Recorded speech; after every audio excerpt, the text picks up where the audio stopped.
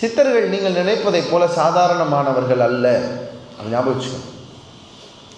சித்தர்களுடைய பெருமிதங்கள் அவங்களுடைய நம்முடைய மண்ணில் வரலாற்றிலே நிறைய கொட்டி இருக்கிறது. நான் 2 விஷயம் சொல்கிறேன். ஒன்று, போகர் சித்தர்களுடைய பெருமையின் உச்சாணி கொம்பிலே இருக்கிற ஒருவர் போகர்.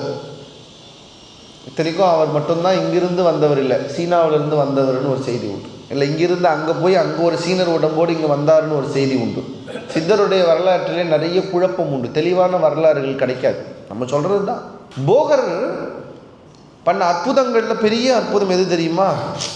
நவபாஷாணத்திலே ஒரு சிலை செய்தார். யார் சிலை செய்தார்? பழனி ஆண்டவர் சிலை செய்தார். அந்த நவபாஷாண சிலையினுடைய மகத்துவம் தான் சித்தர்கள் யார் என்பதற்கான விடை. அப்படின்னு அதுக்கும் என்ன சொல்ல, சிலையை செய்கிறவருக்கு பேர் சிற்பி, சித்தன் கிடையாது. சிலையை யார் செய்யணும்? சிற்பி. போகர் ஏன் செஞ்சார்? அவருக்கு ஒரு விக்கிரகம் செய்யணும்னு முடிவு பண்ணாருன்னா ஒரு சிற்பிக்கிட்ட போய் கேட்டிருக்கணும், அப்படி தானே? ஏன் போகர் ஒரு சித்தர் ஏன் சிலை செய்தார்? யாராவது கேள்வி கேட்டிருக்கீங்களா? யோசிச்சிங்களா ஏன் செஞ்சார்? இன்னொன்று, அவர் சிலையை எதில் செஞ்சார்? பொதுவாக சிலையை எதில் செய்யணும்? கருங்கல்லில் செய்யணும், மரத்தில் செய்யலாம், உலோகத்தால் செய்யலாம், ஐம்பொன்னால் செய்யலாம். அப்படி தானே? அப்படி தான் நம்ம செய்யணும். திருமேனிகள் எப்படி செய்யணும்னு நமக்கு ஒரு மரபு இருக்குது. அப்படி தான் செய்கிறோம். கல்லில் செய்வாங்க. கல்லுன்னா நான் சொல்ல தெரியுதுங்களா? ரத்தின கற்களில் கூட பாஷாணங்கள் செய்கிற, சிவலிங்கங்கள் செய்கிற வழக்கம் உண்டு.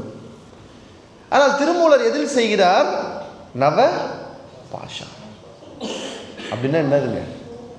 பாஷாணம் என்றால் அது வடச்சொல். அதில் தமிழில் பாஷாணம் என்றால் விஷம் என்று அர்த்தம். போகர் சிலை எதில் தெரியுமா செய்கிறாரு?